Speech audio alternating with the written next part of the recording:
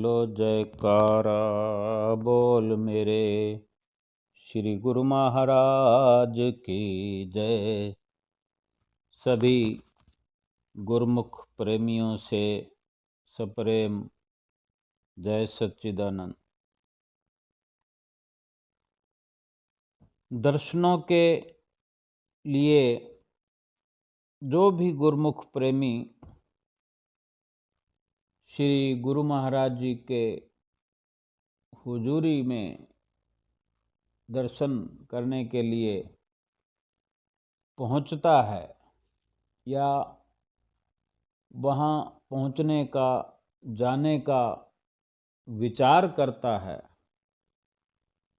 अपने अंदर ख्याल बनाता है, ख्याल पैदा होता है, तो सिलसिलेवार एक लड़ी अपने अंदर से बनती जाती है, एक श्रृंखला चेन बनती जाती है कुछ विचारों की, कि जब दर्शन करने पहुंचूं श्री गुरु महाराज जी की हुजूरी में,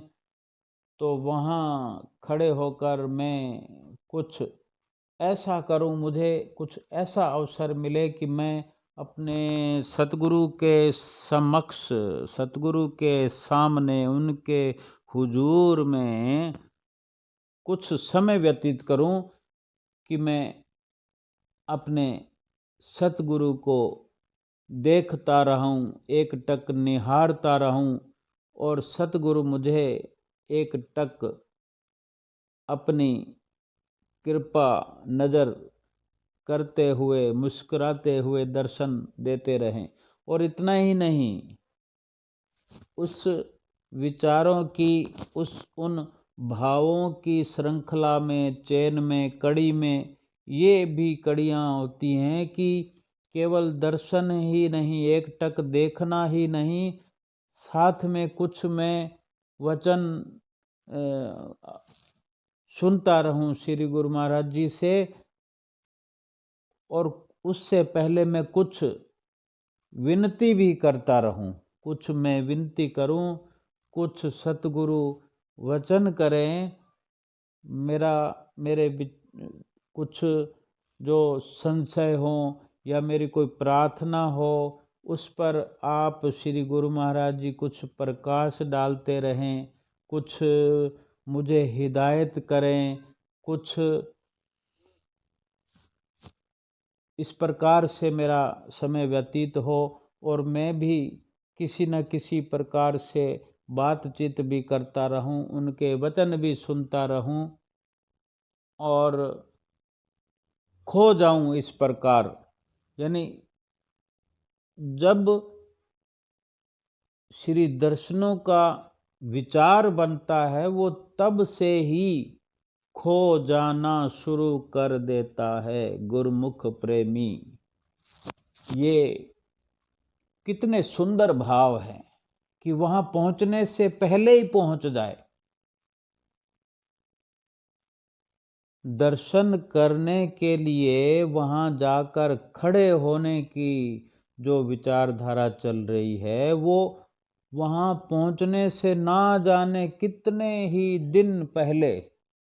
या कितने महीने पहले, 2 महीने पहले, 3 महीने पहले, या 1 महीना पहले, या 15 दिन पहले, उतने दिन पहले से ही रोज नित्य प्रति वहां जाकर खड़ा हो जाता है, अपने चित्तवृत्तियों के साथ चलकर, अपने भावों के साथ, अपनी प्रार्थनाओं के साथ, अपनी विनतियों के साथ, हर वक्त अपने सतगुरु के पास अपने आप को खड़ा कर देता है, और अपने सतगुरु को हर वक्त अपने सन्मुख पाता है, अपने सामने विराजमान हुआ देखने लगता है। ये दर्शनों का एक मधुर आनंद है, जो उस वक्त कैसा मंजर होगा उसको पहले से ही अपने अंदर संजोना आरंभ कर देता है, और वो आनंद जो उसको प्राप्त होना है वो केवल उस वक्त ही नहीं जिस वक्त वहाँ शारीरिक रूप से पहुँचेगा, बल्कि आंतरिक रूप से वो आनंद हर पल को लगातार प्राप्त करता चला जाता है। और इस प्रकार आनंद विभोर होते होते होते होते वो समय आता है जब वो गुरुमुख प्रेमी अपना सफ़र तय कर ट्रेवल करते हुए उस उस जगह पर पहुंचता है जिसकी वो लगातार कामना के साथ साथ वो फोटो अपने अंदर खींच रहा होता है कई दिनों से, और उन घड़ियों को वो जाकर महसूस करता है तो वहाँ कुछ वो बोलता है, विनती करता है, उससे पहले ही कुछ उसे सतगुरुदेव महाराज जी की कृपा का असर अपने ऊपर होता हुआ नजर आने लग जाता है। उसे महसूस होने लग जाता है कि जैसे वो प्रेमी गुरुमुख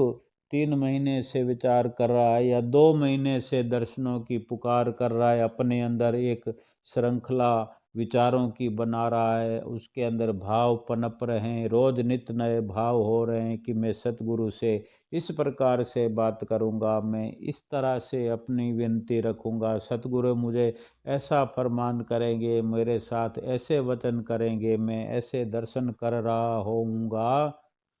तो उसको उस वक़्त ये महसूस सतगुरु करवा देते हैं कि जब से तूने सोचना शुरू किया तभी से हम तेरी विनतियों को वहीं घर बैठे हुए जो तू कर रहा था, हम हर पल तेरी पुकार तेरी विनती को लगातार सुन रहे हैं, अब तक सुन रहे हैं। जो जो भी तुमने अपने अंदर विचारों की कड़ी लगातार बनाई, विचारों के जो फूल एक हार में पिरोए, वो सब समर्पित हुए जा रहे थे। हर पल हम सब कुछ सेवक की पुकार सुनते रहते हैं, ऐसा महसूस गुरुमुख प्रेमी को होने लगता है। ये कितनी सुंदर रचनाएं हैं गुरुमुखों की, प्रेमियों की, कि ऐसा अक्सर सेवक और स्वामी के बीच में लगातार सच्चे प्रेम का सिलसिला चलता रहता है। और जब लाइनों के अंदर गुरुमुख प्रेमी मत्था टेकने के लिए पहुंचते हैं तो वहाँ जिस प्रकार से उन्होंने सोचा होता है उसमें कई उस दर्शनों के भक्ति करने का जो नज़रिया है, हमारी सोच है, उनमें कहीं ना कहीं इस प्रकार से सतगुरु के सामने खड़े होने का, उनसे बात करने का, विनती करने का, आनंद प्राप्त करने का जो ये सिलसिला है, उसमें कहीं ये भी होता है कि मैं ये भेंटा करूँगा, मैं वो भेंटा करूँगा। और कोई कुछ सोचता है, कोई कुछ सोचता है। तो एक बार श्री आनंदपुर में थोड़े समय की बात है, भले ऐसा बहुत बार होता होगा, लेकिन अभी ये फरवरी की बात है, 19 फरवरी 2021 की बात है, अभी थोड़ा समय हुआ है। तो एक दिन शाम को 5 बजे का समय था, जैसा कि लगभग 5 बजे के आसपास दर्शन खुला करते थे उस वक़्त, कभी 5-10 मिनट पहले खुल जाते तो कभी 5 बजे, कभी 5 बज के 5-10 मिनट ऊपर हो जाता है। जब श्री गुरु महाराज जी अपनी मौज प्रकट करते हुए सिंहासन पर आविराजमान होते हैं, सुंदर दर्शन करते हुए गुरुमुख प्रेमी जो दंडवत करते हैं और उन्हें हुक्मनामा मिलता है, और सभी गुरुमुख प्रेमी हुक्मनामे की एक आवाज़ से उठ खड़े होते हैं और एक नए जन्म प्राप्त होने की खुशी उनके अंदर भरपूर हो जाती है। सभी गुरुमुख प्रेमी अपने अपने स्थान पर बैठने लगे। सब बैठ गए। महात्मा जनों ने माथा टेका, प्रसाद का भोग लगा, सत्संग शुरू हुआ। सत्संग की समाप्ति पर प्रसाद बंटने लगा और कई गुरुमुख प्रेमी लाइनों में जैसे चलते चलते चलते ऐसे मत्था टेकते रहे। सब अपने अपने मन में अपने अंदर खुशियां भरते रहे, दर्शनों का आनंद लेते रहे। तो इसी दौरान कुछ गुरुमुख प्रेमी चरणों में माथा टेक रहे थे और विनती हो रही थी और श्री गुरु महाराज जी आशीर्वाद दे रहे थे कुछ परिवार के लोगों को। उन्हीं परिवार की एक भक्तियानी ने वहाँ जो माथा टेकने वाली टेबल पर महात्मा जी खड़े होते हैं हर लाइन के सामने, महात्मा जी से एक भक्तियानी ने विनती करी कि महात्मा जी कृपया करके श्री गुरु महाराज जी से विनती करके मेरी तरफ से ये डायरी है, इस डायरी में श्री गुरु महाराज जी के हस्ताक्षर करवा दीजिए, दस्तखत करवा दीजिए। ये एक सेवक का भाव है। कितने प्रकार के भाव होते हैं सेवकों के, और श्री गुरु महाराज जी हर किसी के भावों को सम्मान देते हैं, हर किसी के भाव पर मुस्कुराकर उनको आशीर्वाद देते हैं, उनको खुश कर देते हैं। तो उन नज़दीक खड़े हुए महात्मा जी ने डायरी श्री गुरु महाराज जी के चरणों में पहुंचाकर विनती की भक्तियानी की तरफ से, और तब श्री गुरु महाराज जी ने निज कर कमलों में डायरी को लिया और इधर जिसकी तरफ से विनती हो रही थी उन भक्तियानी को देखा, कृपा दृष्टि की और मुस्कुराकर आशीर्वाद भी श्री गुरु महाराज जी ने दिया। और पेन कर कमलों में लेकर उस डायरी में केवल श्री लिख दिया। श्री लिखा और गुरुमुख प्रेमी जो कि परिवार के लोग थे, ये सब श्री गुरु महाराज जी की कृपा और लीला को देखकर सब ने बड़े प्रेम से जयकारे बुलाए और श्री गुरु महाराज जी ने इस प्रकार सबको बहुत बहुत आशीर्वाद दिया। और इसी प्रकार लाइनें माथा टेकने वाले प्रेमियों की हर पल आगे बढ़ती रहती हैं। और इसी तरह से कोई गुरुमुख कोई अपनी फरियाद करता है, कोई किसी प्रकार की पुकार करता है, और सब कुछ जब भगत लोग भक्तानिया लोग सब संगत माथा टेकने के बाद इस प्रकार चलते हुए जब लाइनें खाली हो जाती है, सभी संगत मत्था टेक चुकी होती है, तो श्री गुरु महाराज जी की ये कृपा सारे दर्शन हाल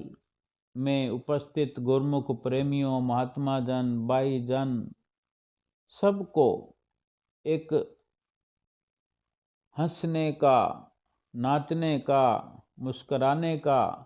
और ढेर सारी खुशियों में अपनी शुद्ध बुद्ध को भूल जाने का अवसर देते हैं। ये भूल जाना ही सबसे अहम भक्ति होती है। श्री गुरु महाराज जी के श्री चरणों में समर्पण का भाव उस वक़्त ही पूर्ण होता है। और जो समर्पण हो रहे होते हैं गुरुमुख प्रेमी, उनको पता भी नहीं चलता कि हम कब समर्पण हुए, कितनी घड़ियों तक हम समर्पित हुए चले गए श्री गुरु महाराज जी के श्री चरणों में। और उस वक़्त ना जाने कितना भक्ति का खजाना अपने अंदर भर लिया, ये भक्तों को भी पता तक नहीं लगता। ये सारी श्री गुरु महाराज जी की अपनी लीला होती है, उनकी प्रेरणा होती है। वो किसी भी प्रकार से अपने गुरुमुख प्रेमियों को भक्ति से, खुशियों से भरपूर कर देते हैं। आप इसीलिए लीलाधारी कहलाते हैं, अंतर्यामी कहलाते हैं और भक्ति की मांग को पूरा करने वाले भगवान कहलाते हैं। भक्ति धन सतगुरु धनी, बख्श रहे दिन रैन। कि भक्ति का धन सतगुरु के चरनार से ही मिलता है। भक्ति के मालिक वक़्त के संत सतगुरु ही होते हैं। भक्ति धन सतगुरु धनी, बख्श रहे दिन रैन। जो आवे चरनार में, पावे सुख और चैन। कि सतगुरु तो रात और दिन बांट रहे हैं भक्ति का खजाना। जो भी सतगुरु के चरणों में समर्पण भाव लेकर आता है, अपनी चित्तवृत्तियों को समर्पित करता है, भक्ति का खजाना वही प्राप्त करता है, सुख प्राप्त करता है, चैन और सुकून प्राप्त करता है। जो समर्पण भाव लेकर सतगुरु के चरणों में उपस्थित होता है,